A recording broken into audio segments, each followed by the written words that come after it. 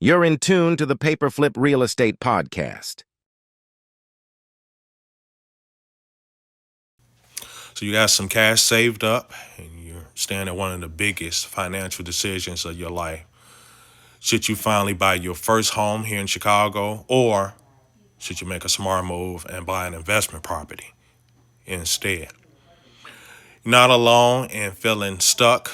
It's the classic dilemma, the American dream of your own front door versus the promise of building real wealth through real estate.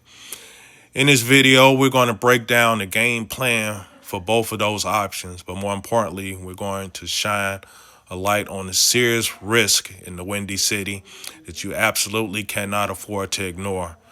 Making the wrong choice could cost you thousands, but the right one could set you up for life. Let's figure out which path makes sense for you in 2025. Making the case for buying your first home in Chicago. Now let's start with the dream.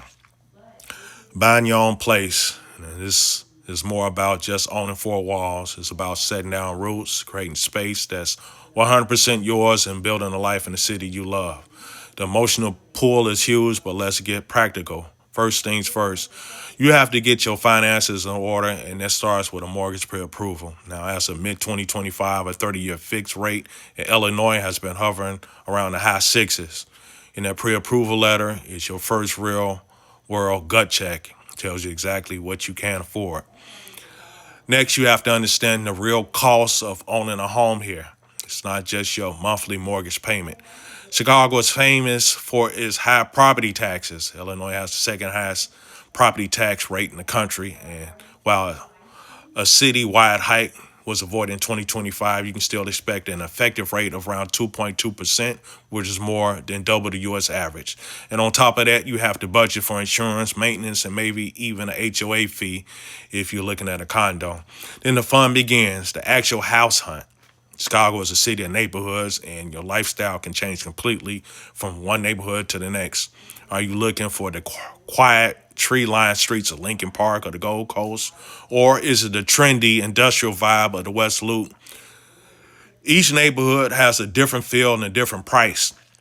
Median home price across the city recently at $379,000, which is up 7% from last year. But in a hot area like Lincoln Park, that median price can shoot up to $150,000. And finally, you be working with an agent to make offers, and you need to be ready for a fight. Now, the market is tight with very low inventory, meaning there just aren't a lot of homes for sale. And with so few options, a huge chunk of homes go under contract in less than 30 days, so you have to be prepared to move fast when you find something you like. Now, for the risk, the biggest one is the combination of affordability and competition. With so few homes on the market, bidding wars are common, which can drive the financial price up over asking. Those high interest rates also eat into your buying power, making your monthly payment a lot bigger than it would have been a few years ago. So here's another risk, maintenance. When you're the owner, you're also the landlord. Leaky roof, busted water heater, that's your problem now. These surprise costs can hit at any time and need to be a part of your budget. And lastly, buying a home means you are less flexible. It ties you to one place. If that dream job comes along in another state, your life changes. Selling a house is much bigger than just breaking a lease. Now, here's the case for investing in Chicago real estate. All right, let's flip the script. What if instead of buying a home to live in, you use that money to buy a property that pays you? This is the investor path, and in a market like Chicago, it has some serious potential. Playbook here starts with research, but you're not looking for your dream home. You're now hunting for cash flow and appreciation. You'll be analyzing neighborhoods with serious growth potential. Areas like Bronzeville, Avondale, Humboldt Park are on the investors' radars because they offer a mix of culture, new development, and a more affordable price tag. These are the spots where you can still find good deals and see values rise as people get priced out in more established areas like Logan Square. Getting a loan is different, and for an investment property, you typically need a bigger down payment, at least 20%. And the bank's lending requirements are stricter than for a home you plan to live in.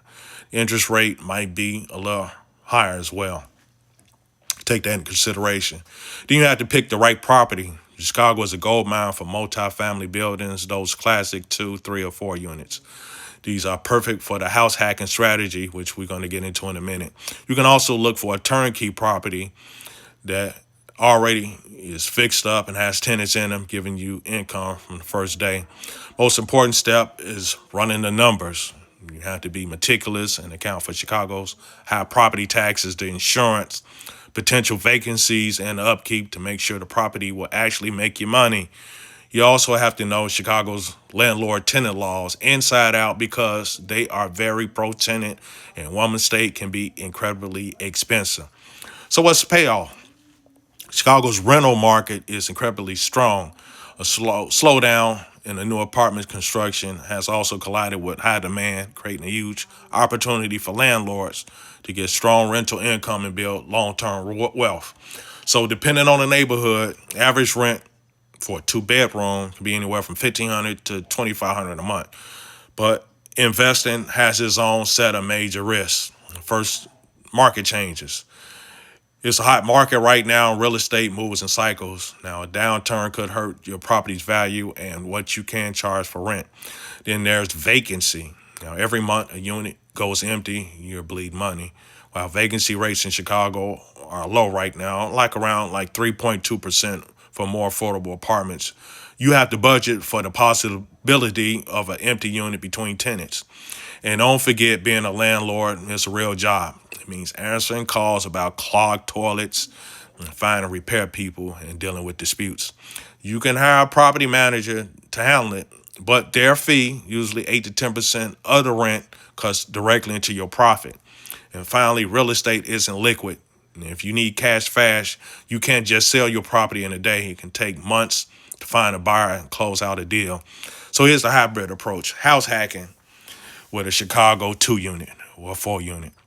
But what if you could have the best of both worlds? What if you could get your first home and investment property all in one?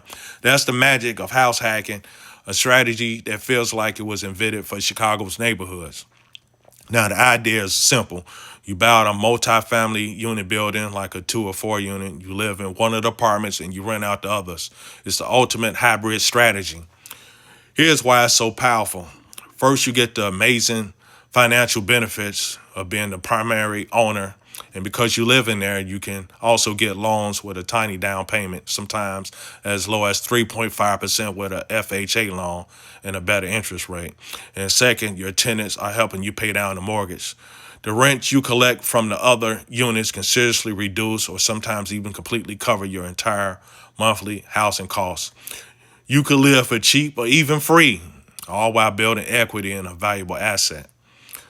This is your chance to get into both homeowners and becoming an investor all at the same time. You get a place you can call your own, but you're also running a small business and making money from day one. Neighborhoods with a lot of multifamily homes like Avondale, Logan Square, Homer Park, they perfect for this type of strategy. And of course, the risks are mixed on both paths. You're still a landlord and your tenants are your neighbors, which can be, well, interesting. You're also on the hook for maintaining a larger and often an older building. But for a lot of people, the financial upside of house hacking is much more worth the extra work. It's one of the smartest ways to build wealth in a city like Chicago. So what's the verdict? Buy your first home or buy an investment property? Honest answer is it all comes down to your personal goals. Now, if you're craving stability, a place to call your own, and that feeling of putting down your roots, buying your first home is an amazing goal. Personal and the lifestyle benefits, they are huge, and you're still building equity for the long haul.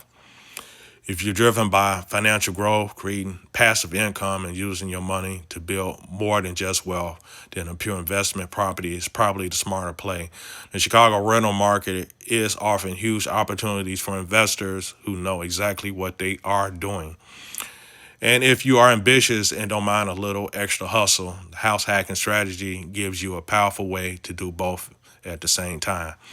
Most important thing is not to get stuck doing nothing. looking at your finances, being honest about what kind of risk you are comfortable with, and really understand what makes the Chicago market tick, from its taxes to its neighborhoods and to its trends.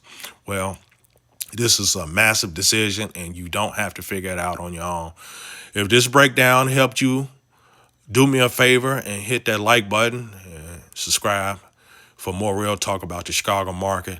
And if you're at the point where you need to talk it through, I'll put a link in the description to my website where you can book a call and talk to me about it. No pressure, no sales pitch, just an honest advice, honest opinion about your next move.